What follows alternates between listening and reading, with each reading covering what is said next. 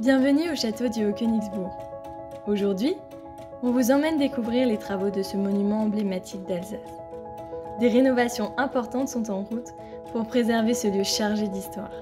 Alors, suivez-nous pour un aperçu des coulisses de ce chantier où tradition et modernité se rencontrent pour que le château continue d'impressionner petits et grands.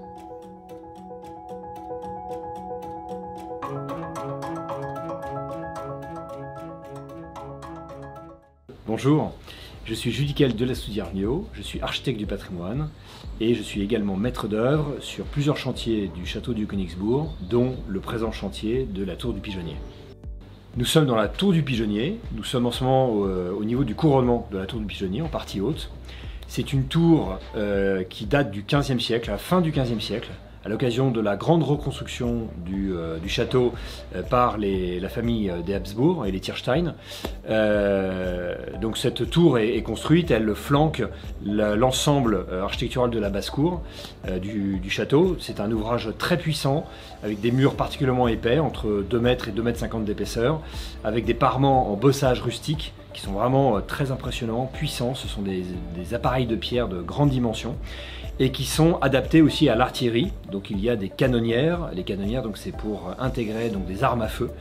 C'est l'apparition de l'artillerie à la fin du Moyen-Âge, et donc les châteaux les plus modernes se dotent de ces appareils défensifs.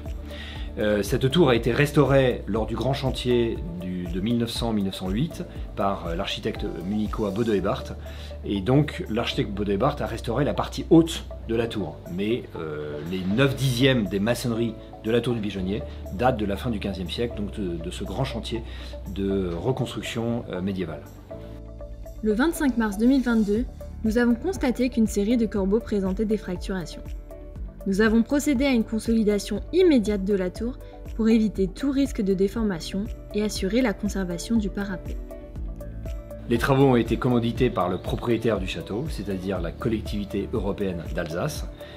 Les travaux sont conçus par mon agence, en lien avec un bureau d'études de structure, et sont contrôlés, vérifiés par la direction régionale des affaires culturelles, c'est-à-dire la DRAC. Nous avons analysé la constitution de ce couronnement. Le couronnement est en 2 parties. En fait, c'est un mâchicoulis. Et le mâchicoulis est constitué en partie basse des consoles. Les consoles sont constituées de corbeaux. Et en partie haute, un parapet. Le parapet donc est assez lourd, et nous avons observé qu'il était un petit peu trop lourd et qu'il fallait qu'il fallait s'orienter vers une solution d'allègement de ce parapet et de renforcement aussi des consoles. L'objectif, c'est d'amincir le parapet. Donc le travail est inédit parce que ici nous réinterrogeons en fait la conception, mais de façon ponctuelle, la conception de Bode et Barth. Son travail est absolument excellent et fait partie de l'histoire du château, bien sûr, et de l'Alsace. La seule modification, c'est que nous allons amincir, donc par l'intérieur, en fait, nous allons amincir le parapet pour qu'il soit moins lourd, et nous allons également renforcer les corbeaux de façon à ce que leur portance soit augmentée. Les matériaux employés sont essentiellement constitués par de la pierre. Donc il y a majoritairement de la pierre de remploi, c'est-à-dire du remploi de la tour elle-même, c'est-à-dire que le parapet est déposé et reposé, mais les pierres sont reposées exactement au même endroit. Les seules pierres qui seront remplacées, ce sont en fait les pierres des corbeaux fissurés ou cassés. Et ce sont des pierres qui viennent des carrières de Rothbard, donc au nord du Bas-Rhin. C'est ce qu'on appelle du grès à gros grains. Donc ce sont des grès en fait qui sont de très très bonne qualité, mais qui ont des grains très grossiers, donc c'est relativement impropre à la sculpture. Par contre, pour la tenue structurelle de corbeau, c'est la meilleure pierre qu'on puisse avoir. Ce sont les meilleurs grès que nous trouvons pratiquement dans tout le quart nord-est de la France. L'ensemble de la restauration de ce parapet et de ces mâchicoulis a été effectué en conservant la couverture, qui est une grande couverture avec 2 étages. C'est une grande charpente. Heureusement, la majorité des charges et donc de cette charpente appuie sur l'intérieur du mur, dans l'épaisseur du mur, et donc n'appuie pas sur le parapet. Mais il y a quand même un petit excédent de couverture, en fait c'est la partie basse des couvertures, qui reposait sur le parapet, et donc ces charges ont été reprises par des étaiments qui permettent de renvoyer les charges vers l'intérieur, donc des poteaux, et de cette façon-là, eh bien on a pu conserver l'entièreté de la couverture pendant tout le chantier.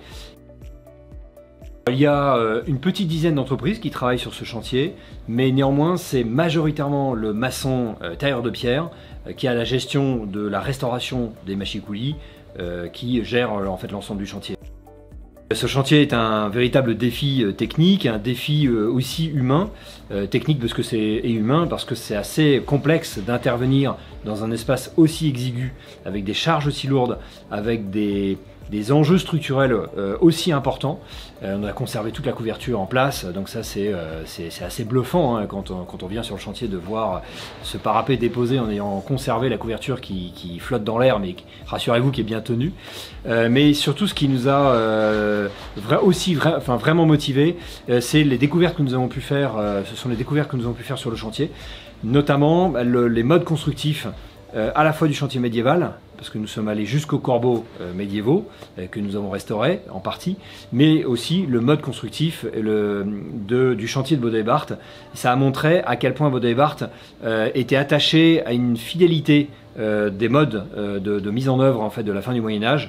Nous avons vu que les mortiers étaient les mêmes, c'est la même composition, mortier Baudot et Barthes, mortier médiévaux, exactement la même composition, et aussi les systèmes d'assemblage des pierres. Eh bien, Baudot et Barthes a été le plus fidèle possible aux systèmes d'assemblage médiévaux. Donc ce sont quand même des assemblages assez sophistiqués pour que justement que ce parapet tienne. Voilà, ça montre le soin et toute l'attention de l'architecte de Baudot et Barthes et des entreprises qui ont travaillé sur ce chantier au début du XXe siècle. Les travaux de la tour du Pigeonnier sont prévus pour une durée de 10 mois et demi. Vous l'aurez compris, c'est un chantier de grande ampleur qui nécessite la mobilisation de nombreux agents et entreprises. Alors nous voulons leur dire merci pour le travail qu'ils accomplissent chaque jour.